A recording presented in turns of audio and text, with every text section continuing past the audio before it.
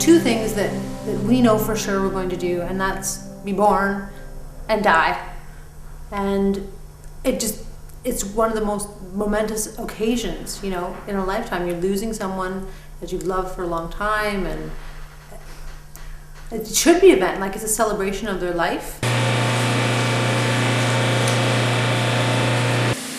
We have to work through our grief. It's letting that sorrow out. I think it's healthier.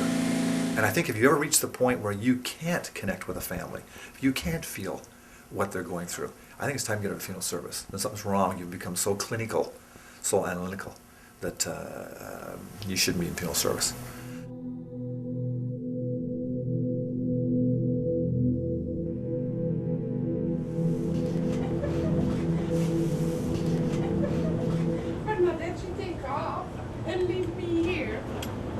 Sad?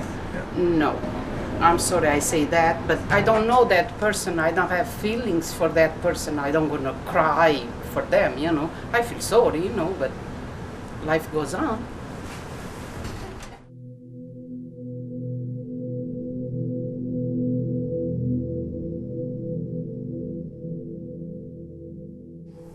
A lot of people want to see their loved ones to have a final chance, to say goodbye, to sort of have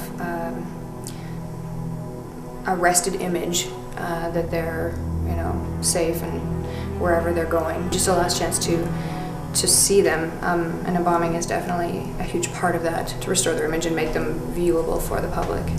It's a closure for people. I think that's the biggest reason. It's a closure, you know, you can let go of that person and know that they're taken care of, that you don't have to worry about them anymore. I was a stand-up comedian. I've owned my own clothing store. I've been a waitress for years and years and years and years. All sorts of stuff that has to deal with people. And honestly, I find this to be the most satisfying because, you know, you're helping people.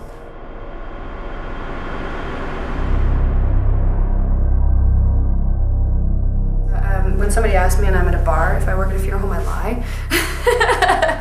I usually lie first and then laugh and then tell the truth, but usually something genius, like I'm a lawyer, I'm a doctor, come up with something fabulous, you know, or something just extravagant, like I fly airplanes in my spare time. It creates a lot of questions.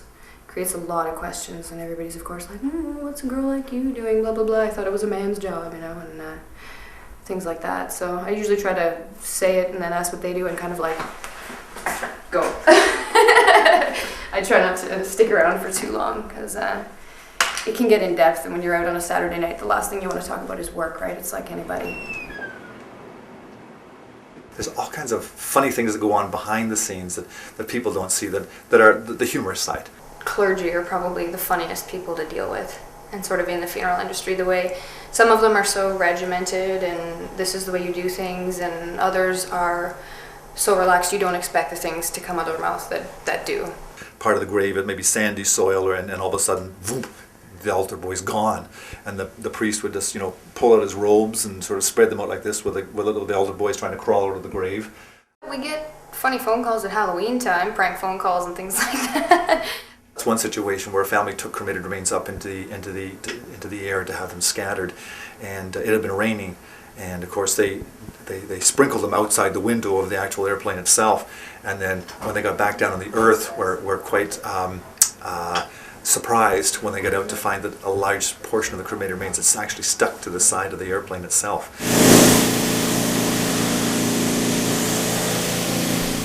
I'm here because the same thing that draws most people. Actually, they have a loved one that passes away, and they don't like the way the funeral goes, and they think they can do better. It was a long time ago. I was in grade 9, and my grandparents passed away, like within 2 weeks of each other, and I didn't like the work that they had done. I submitted pictures to the funeral home, many pictures, and they didn't look like themselves, and I just said that I could do it better, so I started reading Freddie and Strub, which is sort of like the Bible of funeral services, in grade 9, because I had a friend of the family who was a funeral director, and that was it. It was anatomy and ancient embalming and just all kinds of fun stuff.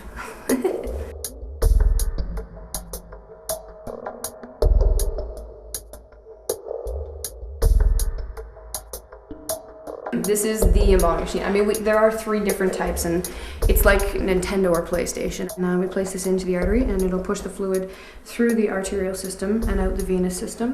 And then we would use this, which is a gravity feed. This is a bidet, and it uses a vacuum system.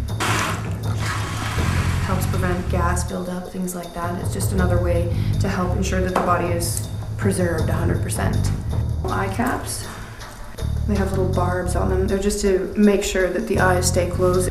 And something that resembles a gun. This is a newer model. It's a little bit easier for ladies to use. It has a trigger, and what it does is it forces the pins into your mandible and maxilla.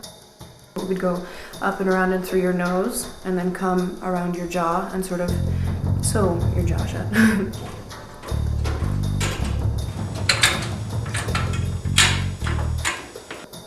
The oral, nasal, and eyes. Clean them out using spring forceps and cotton to disinfect and clean out all of the areas as well. Then I would put in the eye caps and set them out using the needle injector with the pins that I showed you, or the suture method if it doesn't stay.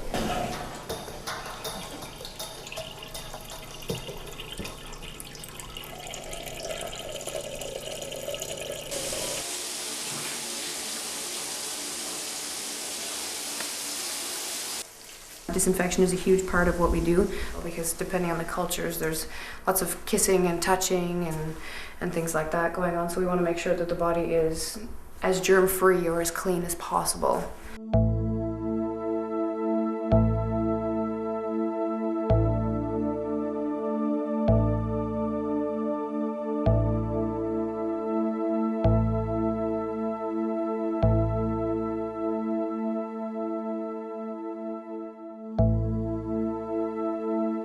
Sometimes we cry. We will.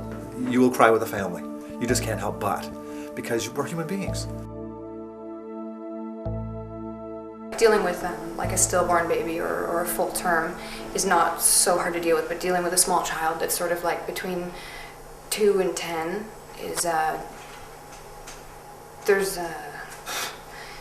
there's no good way to deal with it. It's, you know, you sort of compose yourself and you deal with it while you're at work, and do the best you can, because you need to restore that small person for that family that's, you know, at complete loss. But yeah, it definitely it follows you for a while. You know, it affects you.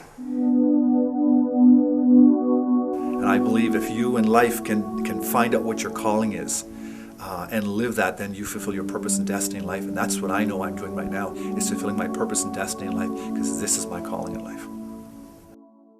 When someone dies, it's difficult to know what to do. It's difficult to know who to call, what preparations you need to make. And when people come to us and they ask us these questions about what we're supposed to do, and we can give them straight answers, they just seem so relieved, you know? And it's really satisfying to know that you've taken the burden off of someone so that they can really deal with their grief and not have to worry about other stuff.